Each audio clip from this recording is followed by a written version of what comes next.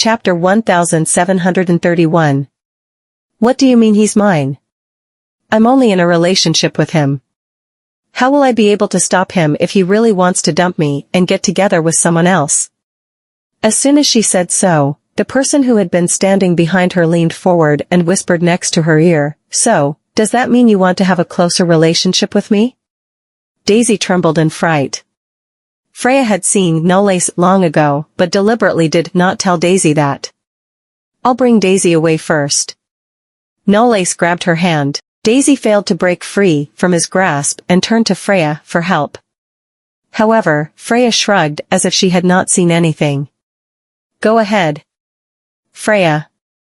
Freya smiled and waved at her. "See you around." Knowles had already brought Daisy to the front of the car when she managed to shake him off. "I won't go with you." He blocked her against the car door. "Are you mad?" Daisy turned her face away and snorted softly. Knowles embraced her. "I knew you must be jealous. Isn't that why I've come here to discuss and come up with a solution with you?" She raised her head and asked with a strange tone, "She likes you so much that she announced she's getting engaged to you. What good will it do for you to come here and talk to me about this?" Knowles sneered and caressed her cheek with his palm. "However, you're the only one who can get engaged to me. So who else should I discuss this matter with?" Daisy was startled and did not utter a single word. Nala's lips landed on her forehead. "You should have seen that another woman is pestering me, so if you don't do anything about it, I really won't be able to get rid of her." Daisy got angry and pushed him away again. "Then you should just accept her." He chuckled and hugged her tightly. "That's not going to work." Daisy was trapped in his arms. "Then what do you want to do?" Knowles lowered his head and stared at her innocent and charming cheeks. "Let's get engaged." Daisy was stunned and asked with a slightly surprised expression, "Engaged? Us? Who else can it be?" Knowles rubbed her lips with her fingertips. "You're the only person who can become my fiancé. Other women have no chance."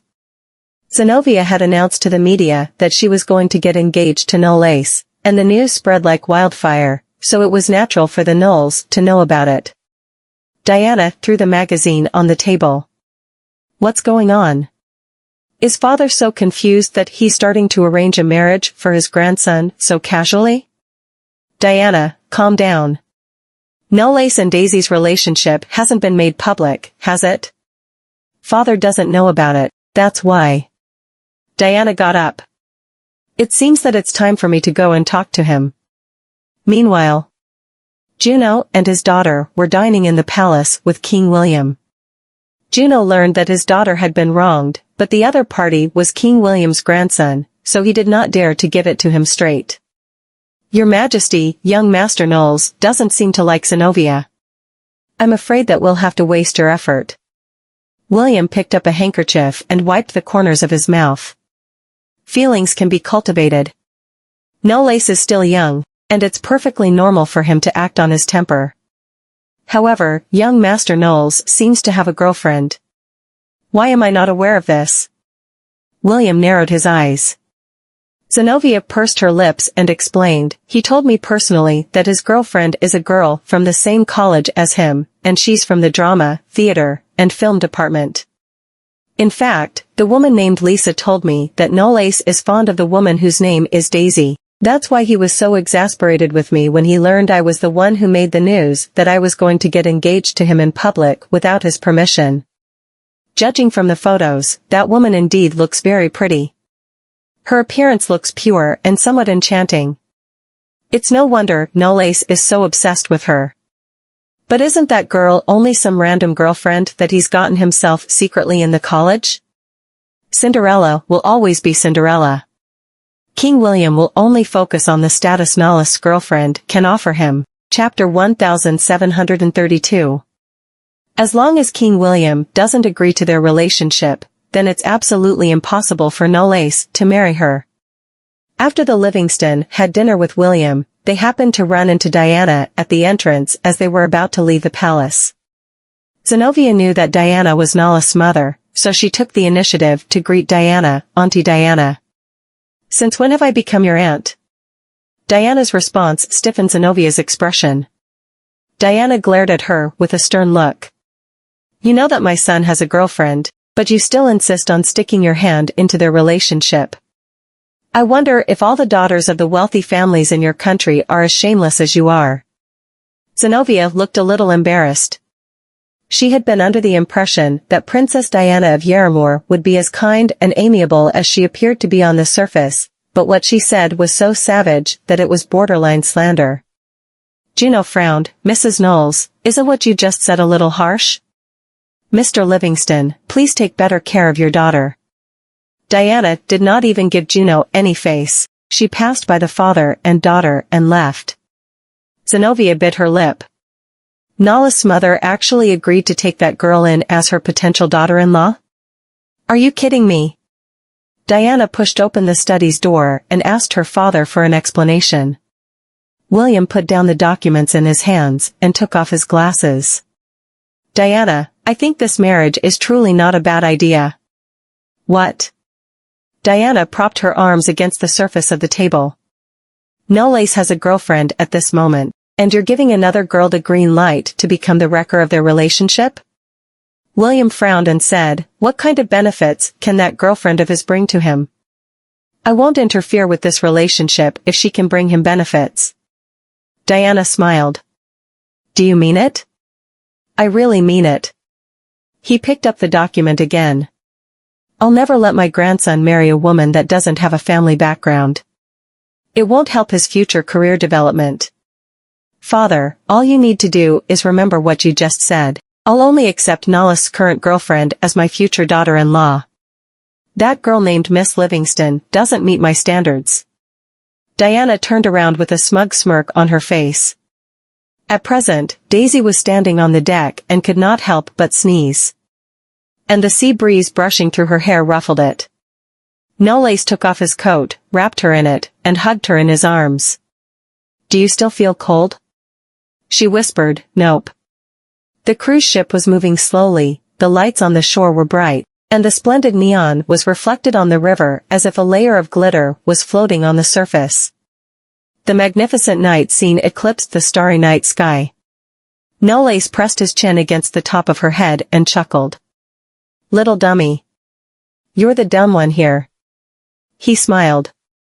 "If you're not dumb, how could you be jealous for so long?" Daisy choked on her own words and pushed him away. "You're only making fun of me." Knowles pulled her into his arms, and his lips seemed to be moving closer to her cheek. "Daisy." Daisy did not know where to look, and his breath brushed across her cheek like a cobweb. She had nowhere to run to and was about to be eaten alive. Knowles lifted her chin and kissed her lips all of a sudden. The fragrance of lemongrass filled his mouth, and his desire was lifted at this moment, so he broke through her lips and teeth as the emotions penetrated his body. It was very late at night, so Knowles sent Daisy back to the Hilton Villas. He turned his head, glanced at the girl who leaned her head on his shoulder fast asleep and gently carried her out of the car. He then carried her into the bedroom and put her on the bed, but Daisy rolled over abruptly and hugged him. She even rubbed the top of her head against his chest. Knowles was slightly startled but could not help but chuckle and pinch her cheek gently. "You do let your guard down when you're around me." "Knowles," she murmured. Chapter 1733. Knowles tidied the strands of hair sticking to her cheek and responded softly, "I'm here." After a long while, the only response he got was the sound of her shallow and lengthened breathing.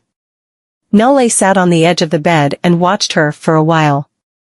His pocket vibrated suddenly, and he took out his cell phone. It was a text message. A photo was attached to the text message, and the photo showed that the young woman walking next to Juno was Lisa. The next day, it was cloudy and rainy. Juno's assistant pushed open the bedroom door and handed a parcel to him. "Mr. Livingston, this is yours." Juno had just finished taking a shower. He slowly tied the belt of his bathrobe and glanced at the parcel. "Who sent this?" "I don't know. The delivery man only told me that it must be received by you." Juno took the package, walked to the couch, sat down, and opened the package. The box was the size of his palm and very light. He did not know what was in it. When he opened the box, its content turned out to be a USB flash drive. The assistant was also stunned for a few seconds. Why would someone send us a USB flash drive? Juno frowned and got his assistant to go and get him a laptop. He then inserted the USB flash drive into the laptop and found out that there were 2 folders on the flash drive. He opened one of the folders, and it contained a video. The moment the video started, Juno closed the laptop abruptly. His expression looked extremely distressed. The assistant only heard the voice from the video and froze in place. He was a normal man, so it was impossible for him not to know about the content of the video. Mr. Livingston, is this a prank? Someone would actually send such videos around? Juno raised his head and said with a stern face. You can go out first. After his assistant left the room, Juno picked up the phone and called Lisa. Come to my room. The rain outside the window became heavier. When Lisa arrived, she did not notice the strangeness in Juno's expression. She only thought that Juno had asked her out in private for his lust, but as long as she could hold on to Juno before he left Yarramore, she would have a way to escape Donald. She would have more freedom than when she was being trapped in the black market. Mr. Livingston. Juno grabbed her hand and flung her onto the desk in the next second. Lisa was stunned, and before she could return to her senses, Juno had already grasped her by the hair and forced her to face the laptop monitor. Is the person in this video you? Upon seeing the paused video, Lisa's face turned pale. This isn't. Juno's expression looked gloomy, and he grabbed her hair vigorously. Do you know the price you'll have to pay for deceiving me? You got me to spend $150,000 on you when you were no longer a virgin? No, Mr. Livingston, this is. Someone is trying to frame me. Her scalp hurt, and she started sobbing. Juno threw her to the floor, picked up the phone, and was about to call Donald. Lisa's expression changed instantly. Mr. Matthews won't let me go once he learns that Juno has found out about the secret. She rushed over and smacked Juno's phone to the floor, but Juno slapped her with a backhand. Lisa's body turned away, and she staggered a few steps before finding her balance. The resentment that had been accumulating within her stomach exploded. If you dare to tell Mr. Matthews about this, aren't you afraid I'll reveal your secret to the public? Juno did not expect Lisa to have the guts to threaten him, and the fists resting on his sides tightened. What did you just say? Lisa's eyes were bloodshot, and she sneered. If you leave me with no choice, you too won't get out of this matter unscathed. The image that you've been trying to maintain in front of the public will eventually scatter. I have nothing to lose, but it's different for you. Upon seeing that Juno froze in place, glaring at her, Lisa's pride skyrocketed. Miss Livingston doesn't know about your hobbies, does she? If I were to say something accidentally. He roared, how dare you? Chapter 1734. Lisa patted her skirt calmly to clean the dust. Whether I dare to do so or not depends solely on your attitude, Mr. Livingston. As long as I can get out of our business relationship unscathed, your secret will go into the grave with me. However, if I can't step backward safely, don't blame me for wrecking your family and ruining your reputation. I'll hit him where it hurts, by pinching his future.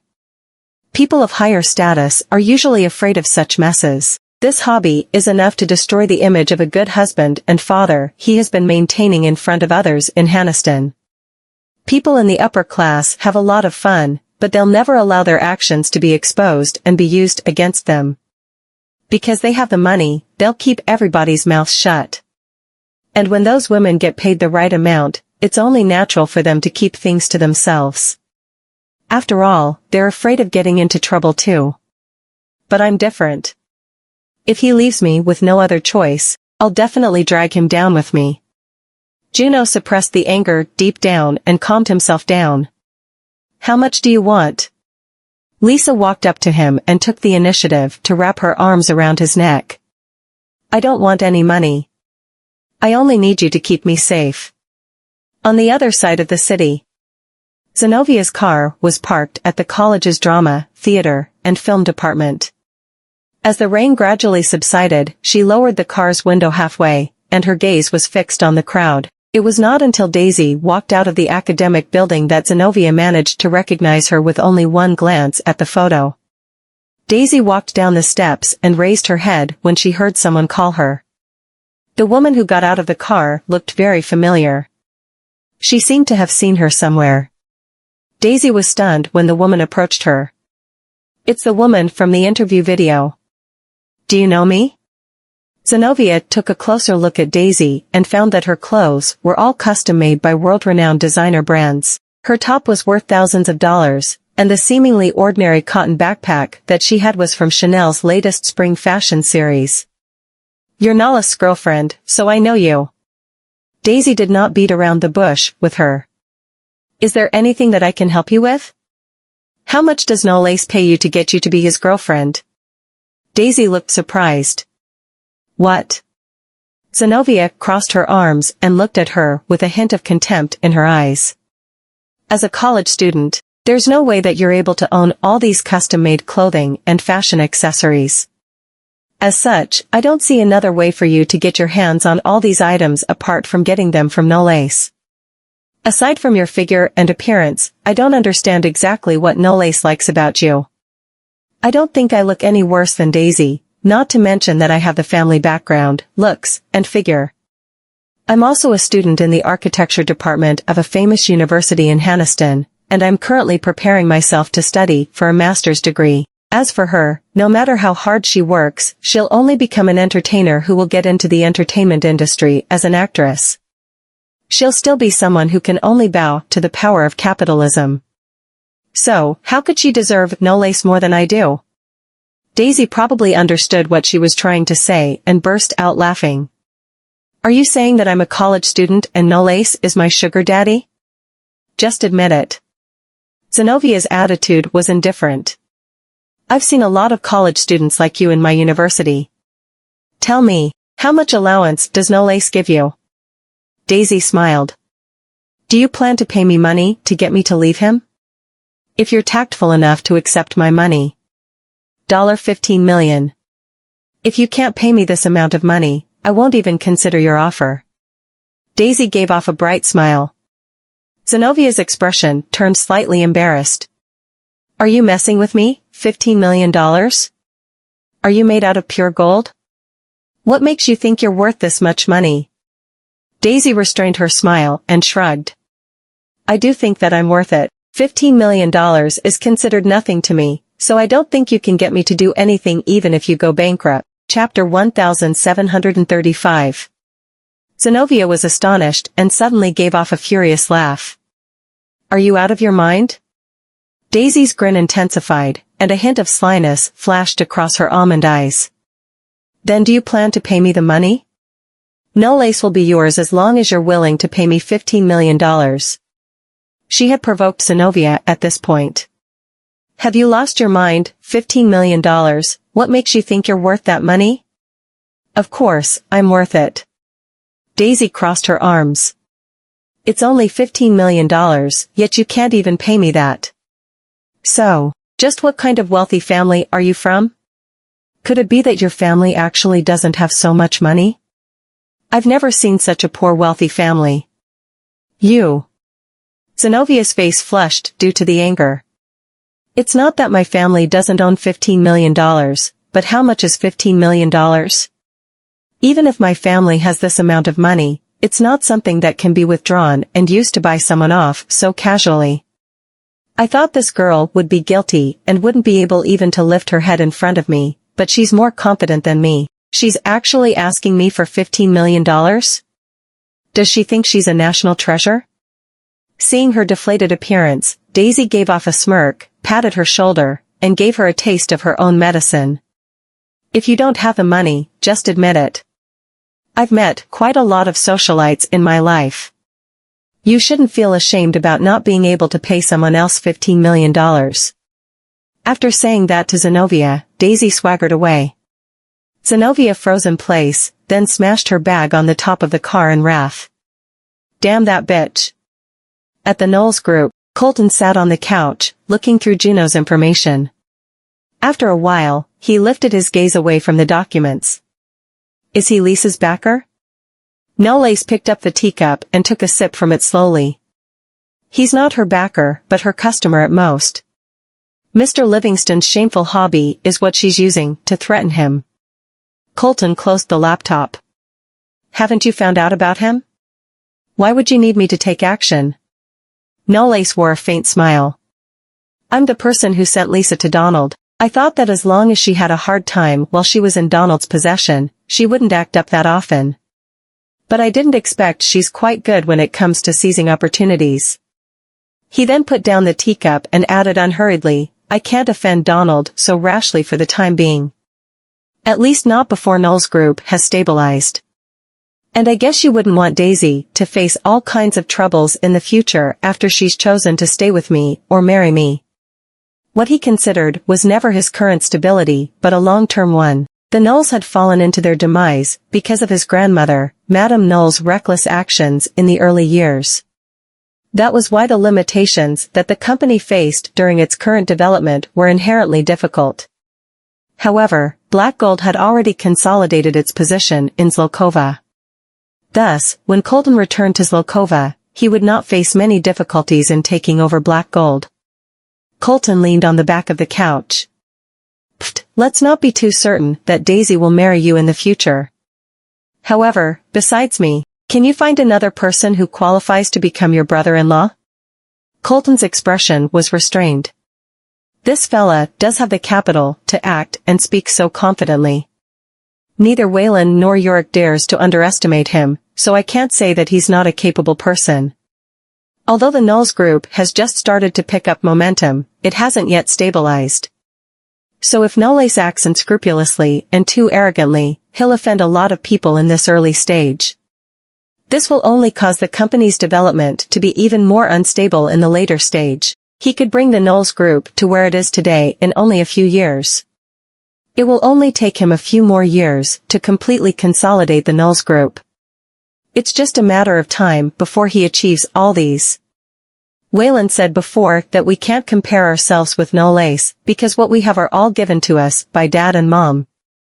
As for Knowles, except for his unusual identity, he has to fight for everything else that he owns in life. As such, there's no comparison. Colton took a deep breath and stood up. Then I'll meet with Mr. Livingston and talk to him in person. Chapter 1736. After Colton left, Edison walked in and stopped next to Knowles. Sir, Miss Livingston went to see Miss Vanderbilt at the college. Knowles' eyes grew cold. She didn't do anything, did she? Edison shook his head. No, they just had a short chat, and she left. If she had done anything, she would be the next Lara Reese. Knowles stood up and left without saying a word. Zenobia got home from college and went straight to meet King William. She stood in the corridor outside until the court personnel came over. I'm sorry, Miss Livingston, His Majesty has guests and won't be able to see you. When will His Majesty be available then? She had to see how arrogant that woman was. She wouldn't believe it. She was the granddaughter-in-law appointed by the king, not some gold digger. If His Majesty took interest, Daisy would be handled. The court personnel were going to say something when he saw someone coming from not too far away and then nodded. Mr. Knowles. Zenovia's face turned pale when she saw Knowles, but since outsiders were present, she didn't think Knowles would do anything to her in public. Thus, she stood tall. Knowles was expressionless as usual, cold and collected. What is Miss Livingston here to speak to His Majesty about? She looked guilty and could guess that the gold digger had most probably said something. Some issues, is that not allowed? Knowles remained calm. What is it about? Mine to share? Zenobia balled up her fist when she felt the stress. It has nothing to do with Mr. Knowles. Are you sure? Her back started sweating while they stood under the air conditioning, so it chilled her to the bones. Knowles motioned for everyone to leave them. Zenobia looked at him. Are you going to hit me? If I do, it's because you've crossed my boundaries. Nole stared at her, his eyes unreadable. If you don't behave, I don't mind teaching you a lesson on your father's behalf. Zenobia shuddered and breathed hard. I just like you. Is that wrong? Why are you treating me this way? Nolace chuckled. If you had some brains, you wouldn't have said that. I don't care. I just want to get what I like. I did nothing wrong, and my father said I should fight for the things I want. I don't think I'm too bad. Zenobia grabbed his hand and cried, Is it that hard to marry me? I've never liked someone so much. I can give you anything you want if we get married, and I'll be your little wife. Nole shook her hand off. You would stoop so low? You really are your father's daughter. Zenobia stopped crying and looked at him. You can shame me, but not my father. You deserve to be shamed. As for your father. Nolace paused and smirked. How much do you know about what he has done? Zenobia froze. What do you mean? Nole straightened his suit as he said, Do you know Lisa Fraser? Zenobia shuddered and didn't dare look into his eyes. He could tell she was feeling guilty. I guess you do. Zenobia lost her cool. I'm not close with her. Nolace was expressionless as he spoke. Do you know what happened to the Reeses? Zenobia was stunned again. How could she not know about the Reeses? They had been forced into a corner because they offended someone. Chapter 1737. Here's some advice. If you don't want to follow in the Reeses' footsteps, it's best not to do anything. Nolace left. Zenobia started shaking. Was he behind what happened to the Reeses? That evening. After the rain, the ground was wet. The wind blew, and the air was filled with the scent of wet grass. Daisy had just got to the villa and stood at the door to take off her shoes when she heard the doorbell ring. She turned around to get it. Who is it? She was surprised to see Nolace. She then hummed and went back into the room. Nolace closed the door, hugged her from behind, and smiled. You're angry again? Daisy removed his hands. Your fiancé came to see me. What do you think? Who's my fiancé? He whispered into her ear. Isn't my fiancé right here in my arms? Daisy smiled. Aren't I just a student that you're giving allowance to? Nole sat down on the couch and pulled her onto his lap. Would you let me pay for you? Daisy coughed and smacked him. You have a filthy mind. Nolace pressed her onto his chest and smiled widely. You don't look like you've been bullied. I wasn't bullied. Daisy looked a little proud of herself. She wanted to pay me to leave you. I said sure, give me $15 million, and I'll sell you to her. Nola's smile faded, and he narrowed his eyes. You would sell me for just $15 million? Daisy raised her eyebrows and said, yes, $15 million, it's a good discount. Nolace turned around and trapped her, his eyes burning. Really? Before Daisy could react, he started tickling her. No, ha ha ha, I'm sorry, Nolly. Nolace kissed her lips. She was breathless from laughing, but now she was suffocating. Nolace let her breathe and kissed her even deeper. Daisy fell into his arms with no energy left, and her eyes had tears, making her look so innocent. Nolace wiped her tears away. You're sorry now? Daisy angrily grabbed him by his collar and bit his neck. Nola's body tensed. Daisy. Daisy let go, and was happy when she saw she had left the same mark he had left on her before. She noticed something and looked in surprise at Nolace, who seemed to be holding back. You. Nolace immediately got up and sat to the side, covering his face with his hand. He had to stay away from her to calm down and extinguish the fire in his heart. Daisy got up and looked away. If she didn't guess wrongly, it was. Daisy quietly looked toward him and noticed his ears were miraculously red. The Nolace who would tease her with no expression could actually blush. Daisy discovered a whole new world and sat next to him. Nolly? Nolace nodded and looked at her through the gaps of his fingers, but didn't move. Daisy tried not to laugh. Your ears are so red. Knollys laughed and turned to look at her. Daisy Vanderbilt. He had never called her by her full name before. Daisy was startled. Yes? Knollys grabbed her chin and leaned in. I'll let you win this time. He'd take care of her in the future. That night, at 7 p.m., the Sunrise Hotel's entire executive restaurant was reserved. Music was playing in the hall, and the atmosphere was quiet, comfortable, and calm. Juno looked at the young man, who looked extraordinary sitting in front of him, put down his glass, and asked, You said you could help me, but why should I trust you? Chapter 1738. The young man knew about his situation, and that had put Juno on alert.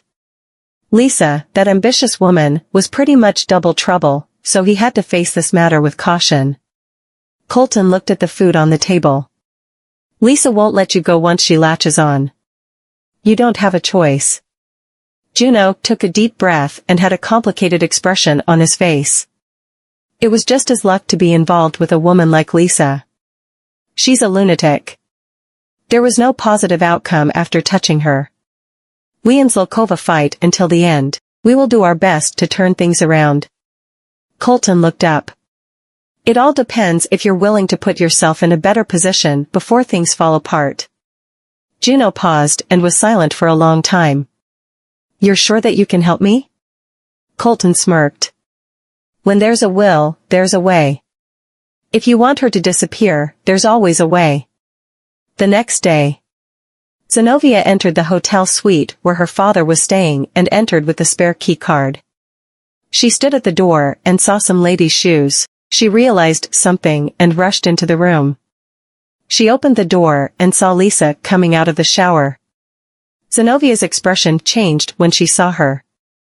Zinovia's face betrayed her astonishment. Why are you here? Miss Livingston, Lisa tried to explain, but Zinovia walked forward and gave her a tight slap. Who are you to my father? Lisa took the hit, and her body turned and brushed against the glass door. She touched her face and laughed. Can't you tell? There was no point in hiding it now that she was exposed. Zinovia rushed forward to grab her. *TCH. You have no dignity. How could you seduce my dad? Lisa pushed her away. Zinovia lost her footing and fell to the floor. Lisa immediately walked up to her to give her a slap. Zinovia covered her face and could not believe it. How dare you slap me? Lisa laughed maniacally. You chase after Knollys like a puppy, yet you think I have no dignity? I seduced your dad? Your dad is a hypocrite. You probably don't know that your dad sleeps with women who are even younger than you. He's less than an animal, yet you want to speak about dignity?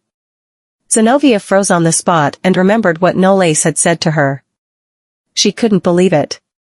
Miss Livingston, your dad seems to care about his future, and I don't think you'd want your dad's reputation to be ruined either. Lisa grabbed her face and looked proud. I have dirt on your dad. If I release it, do you think he can still return to your country? You're threatening my daughter.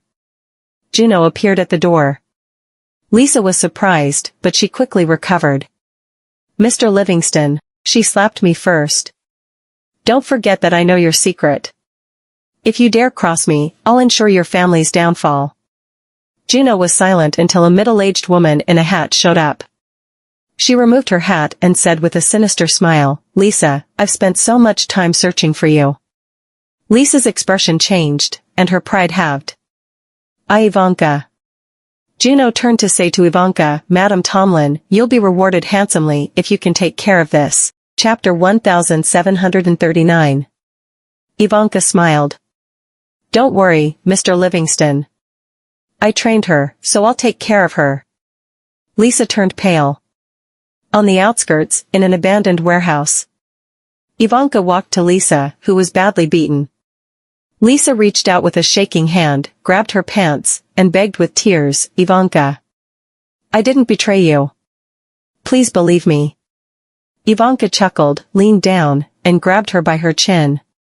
Lisa, I agreed to help you because I saw how ambitious you were, but I didn't expect you to try and get rid of me once you got to Yarramore. I didn't. Lisa used up all her energy to speak. Please give me one more chance, I beg you. No more fucking chances. Ivanka stood up straight and kicked Lisa while cursing. Do you think I didn't learn anything from being on the streets for years? Do you think I can't handle a little B***TCH? The 4-inch heel took Lisa's breath away. She trembled, convulsed, and could only moan. Ivanka turned around and looked at the man next to her. Cut off her fingers. Lisa's breathing stopped, and her eyes filled with fear. No. Ivanka, I've learned my lesson. Please give me another chance. No matter how she begged, the man grabbed her and held her hand down on the slab. Another man pulled out a knife and slowly approached Lisa. Lisa's voice was hoarse from crying. Not my fingers. Ivanka, please let me go. I won't do it again. Her voice was blocked by a cloth that was pushed into her mouth. The man raised his hand, and the knife came down without blinking. Blood sprayed on the floor, and Lisa fainted from the pain. At that moment, a police officer rushed in through the door with a gun in hand. Freeze! You've been surrounded. Show me your hands. The news about the police's arrests got to Nolace. He carelessly flipped through some documents as he asked, Did you get all of them? Edison nodded. Yes. Ivanka and her men were all caught and are awaiting trial. They'll be handed over to the police of Slokova. What about Lisa? Lisa's fingers were cut off, so she was sent to the hospital. The police are guarding her, so she won't escape. Edison continued. Mr. Livingston spoke to Mr. Matthews and told him Lisa threatened him. Mr. Matthews shouldn't think we are behind it. Getting Juno to get Ivanka to punish Lisa and inform the police so all of them could be caught was retaliation for helping Lisa stage the accident 4 years ago. Ivanka played with human lives and would be sent to jail once she returned home. As for Lisa, she was young, so it would be complicated. Nonetheless, since she had messed up Donald and Juno's cooperation, Donald wouldn't let her go while Juno wouldn't let her live. Nolace put the documents down and got up. Tell my uncle that so that he can relax. 2 days later, at the college. A car with royal plates parked outside the main building and attracted a lot of attention. Royal vehicles rarely appeared at the school, after all. Daisy and Freya walked out of the building and saw a blond man in a black suit walking toward them. Are you Miss Vanderbilt? Daisy was startled. Do I know you? The man replied, I'm His Majesty King William's assistant, Paul. His Majesty would like to invite you to the palace. Freya put her arm in front of Daisy to block her. Why does His Majesty want to see her? Chapter 1740. Paul smiled. His Majesty would simply like to have a chat with Miss Vanderbilt. Daisy was silent for a moment before looking up. All right, I'll go with you. She then turned and spoke to Freya. Don't worry, I'll be back soon. She followed Paul into the car. The students around her started murmuring while Freya watched the car drive away, frowned, and sent a message to Nolace. Meanwhile, the car slowly drove into the White Ivy Palace. Sycamore trees were planted on both sides of the driveway. Daisy looked out the window, and an old, grand palace stood among a huge, wide rose garden. The wide turf was a golf course, and there were statues of deities standing in front of the main door. It was a unique sight. The royal flags flapped around under the blue sky. Daisy got out of the car and followed Paul, who led her into the main hall. There was a giant chandelier hanging from the ceiling made with golden bronze. It had ivory and glass sockets that could hold 96 candles. They walked past a long corridor on soft carpet covering granite tiles to the drawing room. There were artistic sculptures on the mantel along with paintings, making the entire place look as if it was a work of art on its own. Paul brought her to a couch with a high back, turned around, and bowed. Miss Vanderbilt, please wait here. I'll inform His Majesty of your arrival. Daisy nodded. After Paul left, she stood in front of the window which faced the rose garden and trees. The entire palace looked like it was from a fairy tale, beautiful, romantic, and elegant. When she heard noises from the door, she turned around and saw a guard opening the door. An old, majestic man in a dark suit and hat walked in with a golden cane. Paul was walking behind King William. He stepped forward and whispered something to him. King William raised his hand to signal for Paul to wait outside. Paul then left and closed the door. Daisy curtsied out of respect. "Your Majesty." King William took off his hat, walked to the couch to take a seat, and looked at Daisy. "You're the girl that my grandson is seeing?" Daisy revealed a sweet smile. "Yes, I haven't had the chance to formally introduce myself. My name is Daisy Vanderbilt, Nala's girlfriend." King William waved his hand. "Who you are doesn't matter to me. I just want to know if you're bothering my grandson." Daisy paused, then smiled. "If we're talking about bothering, he bothered me first." King William frowned. "What?" Daisy put her hand under her chin. "He showed up by my side and pursued my interest. We developed feelings and naturally got together. After that," she shrugged. "I guess that's my charm." King William looked serious. "It's great that you have confidence, but you should have what it takes to be confident. Girl, he might like you for the way you look now, but having good looks isn't worth anything before benefits." Daisy was curious. Are benefits that important? She couldn't understand why everyone in the upper class loved to chase after this cold thing. King William smirked as he advised her, "Every basic human need requires money to sustain. A trade is a transaction of benefits, and so is entrepreneurship.